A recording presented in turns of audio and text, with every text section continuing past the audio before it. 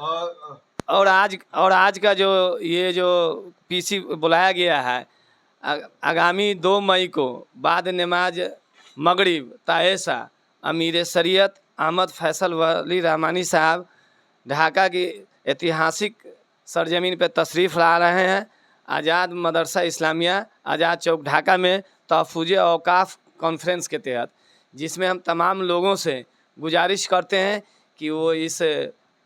Conference میں تشریف لائیں، چاہے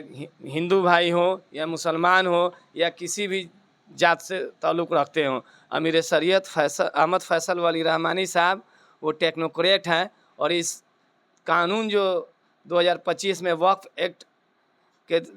تحت بنا ہے اور آج نافذ بھی ہو گیا ہے گجٹ آنے کے بعد، اور سپریم کورٹ میں بھی اس کی سنوائی چل رہی ہے،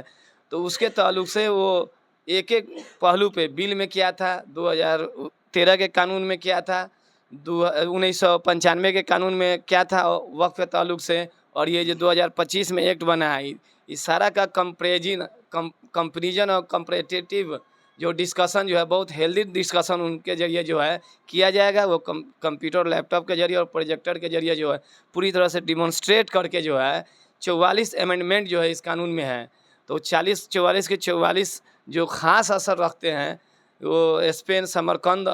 اور بخارا بنانا چاہتی ہے یہ سرکار، اس کے تعلق سے لوگوں کو بیدار کریں گے۔ پھر سے دوبارہ جو ہے عوام سے اپیل کرتے ہیں کہ اس میں کوئی بھی اختلاف نہیں ہونا چاہیے، اور سب لوگ جو ہے دل بڑا کرتے ہوئے اس میں تشریف لائیے، اور یہ جو بہترین کانفرنس ہونے جا رہا ہے، اس سے جو ہے قانون کے تعلق سے کیا نقصانات ہیں، کیا اثر پڑنے والا ہے دنوں میں، یہ مکمل جانکاری لے کے آپ جائیں گے انشاءاللہ تعالی۔